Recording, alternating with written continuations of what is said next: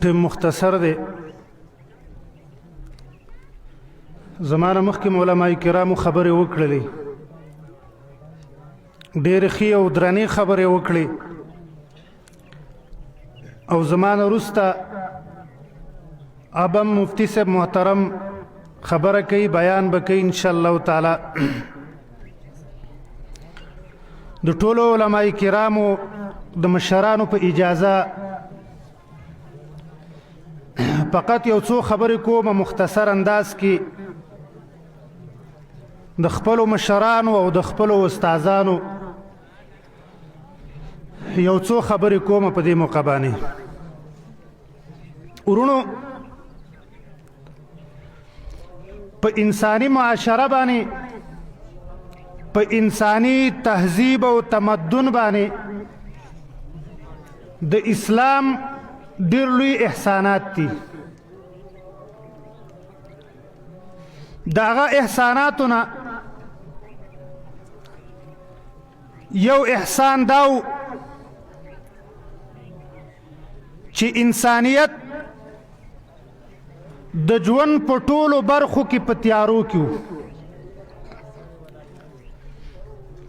د انسان د ژوند چې څومره برخې دي، څومره څانګې دي، په هغه ټولو برخو او په هغه ټولو څانګو کې انسانیت په تیاره کې ژوند کولو.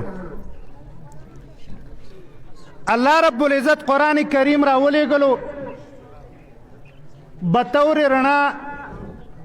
چا چې قرآن واخیستو د ژوند په کومه برخه کې، د ژوند په کومه شعبه کې، هغه ته په هغه شعبه او هغه برخه او هغه څانګه کې رڼا شوله. الله رب العزت قرآن کریم ته نور ویلی دی، رڼا یې ورته ویلې ده. وانزلنا الیکم نورا مبینا. الله فرمایي رالیږلی مې دی تاسو ته رڼا ښکاره. دغه رنګې بل ځای کې الله رب العزت فرمایي کوم آیات کریمه چې ما تلاوت کړی او من کان میتا فاحییناه وجعلنا له نورا یمشي به فی الناس کمن مثله فی الظلمات لیس بخارج منها. الله وایي آیا هغه سړی چې هغه مړ وي، الله رب العزت هغه لره را ژوندی کړي او الله هغه له رڼا ورکړي او په هغه رڼا باندې د خلکو په منځ کې ګرځي، آیا دا د هغه چا په شانې کې چې دی چې هغه په تیاره کې دی؟ عالمان لیکي معنی د دې دا ده یو سړی دی هغه د کفر او د شرک په تیاره کې پروت دی، الله رب العزت هغه ته د توحید عقیده نصیب کړله، الله رب العزت هغه ته قرآن کریم به طور رڼا ورکو، په هغې باندې خپل ژوند تیری، د ژوند په ټولو برخو کې قرآن کریم راخلي. نو الله رب العزت فرمایي کمن مثله فی الظلمات. آیا دا د هغه چا په شان دی چې د هغه سره د ژوند په هیڅ یو برخه کې، د ژوند په هیڅ یو شعبه کې قرآن کریم نشته دی؟ نو قرآن کریم الله رب العزت به طور رڼا راولېږو چې انسانیت په کومه تیاره کې پروت دی چې په هغه د هغه تیارې نه دې انسانیت ته رڼا میلاو شي. که موږ د ژوند په ټولو برخو باندې مختصر نظر واچو نو موږ ته به دا خبره واضحه شي چې قرآن کریم الله رب العزت موږ او تاسو ته به طور رڼا رالیږلی دی چې زموږ او ستاسو د ژوند په هره برخه کې هغه موږ ته رڼا راکوي. د ټولو نه مخکې ورونو، که موږ د عقیدې طرف ته راشو، زموږ او ستاسو عقیده دا قرآن کریم موږ ته ښودلې ده. انسان هغه هستی چې هغه ډېرې غټې غټې دعوې کوي، هغه د بهادرۍ او د شجاعت دعوې کوي، هغه د ترقۍ دعوې کوي، خو هغه انسان هغه ولګېدو او د ټولې نه کمزوري شي ته یې سر ښکته کو، ونې ته یې سر ښکته کو، بوټي ته یې سر ښکته کو، کاڼي ته یې سر ښکته کو، بوت ته یې سر ښکته کو، بابا ته مړ ته یې سر ښکته کو. انسان ځان ته مضبوط وی، خو په دغه موقع باندې انسان د ځان نه کمزوري شي ته سر ښکته کو. الله رب العزت قرآن کریم راولېږو د خلکو سرونه یې د ونو بوټو نه، د کاڼو نه، د بوتانو نه، د قبرونو نه راوچت کړلو او خپل ځان ته هغه سرونه ښکته کړل. الله فرمایي ایاک نعبد و ایاک نستعین. موږ مونځ کې وایو چې یا الله یوازې ستا عبادت به کوو، یوازې به ستا نه مدد غواړو. دغه رنګې و الهکم اله واحد لا اله الا هو الرحمن الرحیم. الله رب العزت فرمایي ستاسو حقدار د عبادت، ستاسو حقدار د بندګۍ، ستاسو حقدار د چغې یوازې د الله رب العزت ذات دی، بل څوک نشته دی. دا ډېره اوږده او تفصیلي موضوع ده، خو زه صرف دومره وایم چې الله رب العزت د عقیدې په میدان کې د قرآن کریم په ذریعه باندې موږ ته رڼا راکړله. موږ چې چاته سر ټیټول پکار و هغه موږ وپېژانده او هغه ته هم سر ټیټه کړو او هغه ته هم سر ښکته کړو. دغه رنګې ورونو که موږ د عمل میدان ته راشو، د عمل په میدان کې موږ په تیاره کې وو، انسانیت په تیاره کې وو، انسانیت په رسمونو او رواجونو کې چې هغه د الله رب العزت د ذات نه کلاو بغاوت و، انسان په هغې کې پروت و. الله رب العزت قرآن کریم راولېږو. قرآن کریم موږ او تاسو ته د عبادت طریقه وښودله چې ستاسو هر هغه عبادت چې هغه د پیغمبر علیه الصلاة والسلام په طریقه باندې نه وي، دغه عبادت به ستاسو د الله رب العزت په دربار کې قبوله نه وي. الله رب العزت چې څومره عباداتو زمونږ او ستاسو هغه قرآن کې الله رب العزت ذکر کړل، د هغې طریقه محمد رسول الله صلی الله علیه وسلم بیان کړله. د عمل په میدان کې چې زمونږ او ستاسو کومه تیاره وه، هغه تیاره الله رب العزت په قرآن کریم سره ختمه کړله. بیا دغه رنګې ورونو که موږ او تاسو راشو، خپل معاش ته راشو، خپل اقتصاد ته راشو، نو قرآن کریم الله رب العزت په قرآن کریم کې د هغې تذکره هم کړې ده. انسانیت د معاش په میدان کې، انسانیت د اقتصاد په میدان کې په تیاره کې پروت و. الله رب العزت قرآن کریم راولېږو بطور رڼا او په هغې سره انسان ځان ته خپله لاره معلومه کړله. الله فرمایي ته به خپل معاش، ته به خپل اقتصاد دا څنګه جوړې؟ یا ایها الذین آمنوا لا تأکلوا الربا اضعافا مضاعفا. الله رب العزت فرمایي د سود خوړلو نه به ځان وساتئ. احل الله البیع وحرم الربا. الله رب العزت سود حرام کړی دی او اخیستل خرڅول دا یې حلال کړي دي. بیا یې تا ته دا هم ویلي دي چې ستا د ملک معاش، ستا د ملک اقتصاد دا به ترقي څنګه کوي؟ یمحق الله الربا ویربي الصدقات. الله رب العزت فرمایي چې د چا اقتصاد، د چا معاش دا په سود باندې ولاړو، دغه خلک ترقي نشي کولی. ویربي الصدقات، د چا اقتصاد چې هغه د سود نه علاوه په حلالو معاملاتو باندې ولاړو، هغه قام، هغه ولس او هغه ملک به ترقي کوي. نن که موږ او تاسو وګورو زمونږ د ملک چې کوم اقتصاد دی، زمونږ او د ملک چې کوم معاش دی، هغه په سودي نظام باندې ولاړ دی. ځکه په معاشره کې فساد دی، ځکه زمونږ او ستاسو معاش او زمونږ او ستاسو اقتصاد دا ترقي نه کوي. نو قرآن کریم یوازې چې کوم دی په شخصي او انفرادي اصلاح باندې زور نه دی ورکړی، بلکې اسلام چې کوم دی دا یو مکمل نظام حیات دی. قرآن کریم د انسان د ژوند په ټولو شعبو باندې رڼا اچولې ده او انسان ته چې کمې تیارې وي د ژوند په شعبو کې هغې ټولې رڼا کړي دي.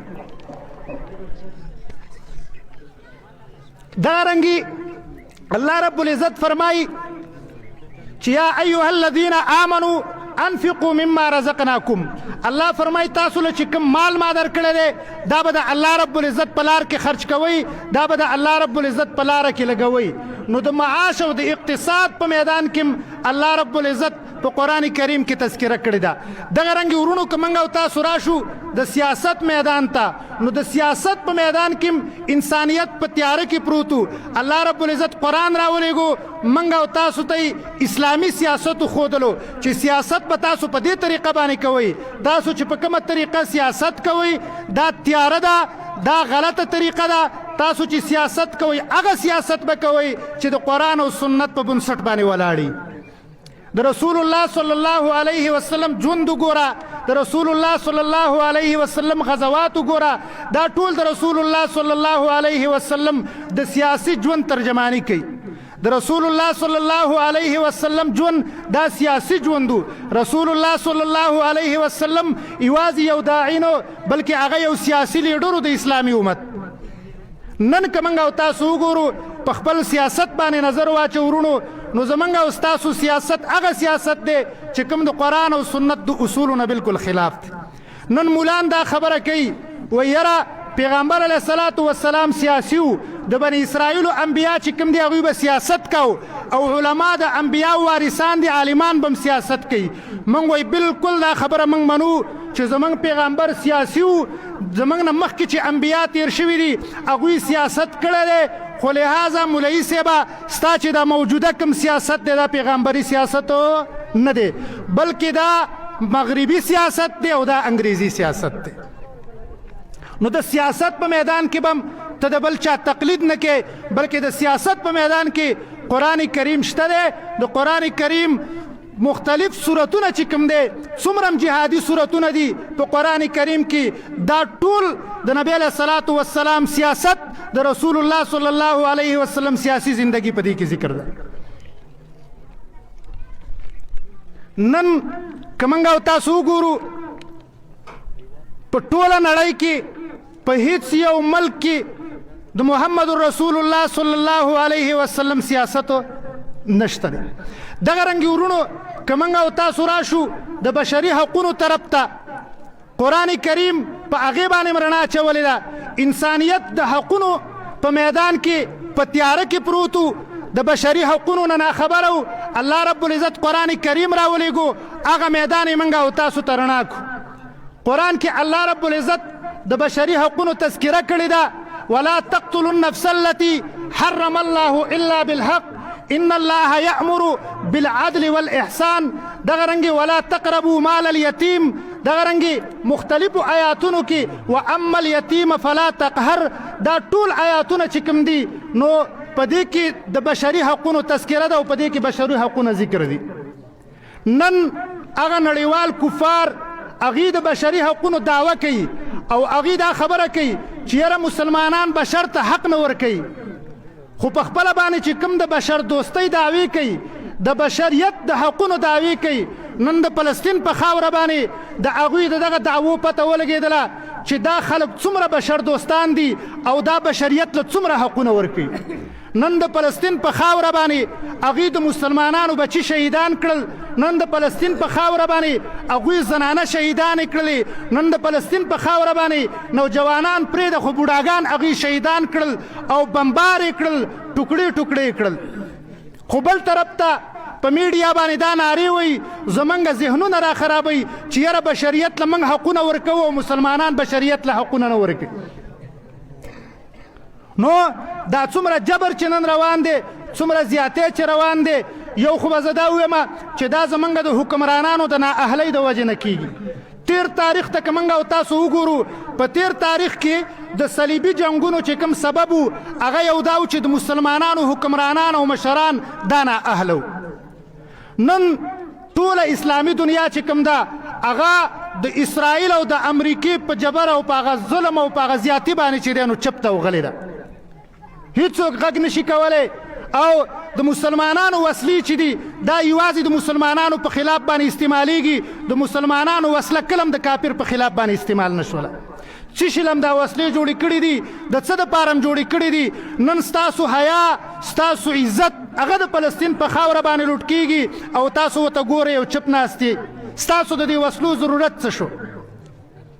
دغه رنګې د ښځو حقونو میدان ته که موږ راشو نو په مغربي میډیا باندې کفارو په شور او زور سره دا مسله راوچته کړې ده چې مسلمانان ښځو ته حقونه نه ورکوي. حالانکه قرآن کریم دغه میدان هم ذکر کړی دی. په دغه میدان کې د مسلمانانو دپاره رڼا ګرځېدلې ده ولهن مثل الذي علیهن بالمعروف وللرجال علیهن درجه. الله وایي څرنګې چې په دې ښځو باندې د خاوندانو حقونه دي دقه رنګې په دې خاوندانو باندې د ښځو حقونه هم دي. الله رب العزت چې څنګه سړو له حقونه ورکړي دي ورونو دغه شانې الله رب العزت ښځو ته هم حقونه ورکړي دي. ورونو دغه شانې که موږ او تاسو راشو د تجارت میدان ته راشو نو د تجارت په میدان کې هم تیارې وي. الله رب العزت قرآن کریم راولیږو بطور رڼا او هغه میدان یې موږ او تاسو ته رڼا کړو. الله رب العزت فرمای واوفوا الكيل والميزان ولا تبخسوا الناس اشياءهم ولا تعثوا في الارض مفسدين. طولم پورا وکا پیمانه پوره ورکه او خلکو ته نقصان مه رسوه. احل الله البیع وحرم الربا، الله سود حرام کړی دی، اخیستل خرڅول چې دي نو دا جائز کړی دي. یا ایها الذین آمنوا لا تأکلوا اموالکم بینکم بالباطل، الله فرمایي د یو بل مالونه دا په غلطه طریقه باندې مه خورئ. یا ایها الذین آمنوا اذا تداینتم بدین الى اجل مسمى فاكتبوه، الله فرمایي کله چې تاسو د قرض معامله کوئ تر یو نیټې پورې نو تاسو هغه د لیک د لاندې راولئ. وجعلنا النهار معاشا، دغه رنګ لا جناح علیکم الله ان تبتغوا فضلا من ربکم، الله رب العزت ګڼ آیاتونه په دې باندې ذکر کړي دي، مسلمانان د تجارت طرف ته د کاروبار طرف ته تشویق کړي دي. اوږده موضوع ده ورونو، زه خبره ختموم. زما د خبرې حاصل او خلاصه دا ده چې یو وخت داسې و چې انسانیت په تیاره کې پروت و، د انسانانو چې د ژوند څومره شعبې دي په هغه ټولو شعبو کې تیاره وه. الله رب العزت قرآن راولېږو بطور رڼا، څومره شعبې د ژوند چې دي هغه ټولې شعبې یې رڼا کړلې. او قرآن ته الله رب العزت رڼا هم ځکه ویلې ده چې کله یو انسان په تیاره کې رواني نو دی به خامخا کندو ته غورځېږي، دی به خامخا د بارې نه غورځېږي، خو چې کله د ده سره رڼا وي دی خپله لارې ني نو دی به د دې غورځېدلو نه بچ کېږي. ورونو دقه شانې که موږ او تاسو د قرآن راواخیستو په دې خپل ژوند کې چې د کوم ژوند کې موږ او تاسو په تیاره کې پراته یي، دا قرآن بطور رڼا بطور بیټري موږ او تاسو راواخیستو، موږ او تاسو به د شرکیاتو د کندې نه، د کفریاتو د کندې نه، د بدعاتو او د رسمونو رواجونو د کندې د غورځېدلو نه الله رب العزت بچ کی، او په آخره کې به الله رب العزت بیا د جهنم د کندې نه هم بچ کی. نو دا مهم کتاب دی، دا زمونږ او ستاسو د ژوند قانون دی، دا زمونږ او ستاسو یو نظام دی، دا چې په کومو مدارسو کې بیانېږي موږ او تاسو به هغې له وخت ورکوو، هغې ته به کینو، په دې باندې به ځان پویه کوو، بیا به ژوند کوو. او که په دې قرآن باندې موږ ځان پویه نه کړو نو زمونږ او ستاسو ژوند کول دا چې کوم دی نو بیا به مشکل وي. کوم څه م وویل وامرېدل، الله رب العزت د فدا عمل کولو توفیق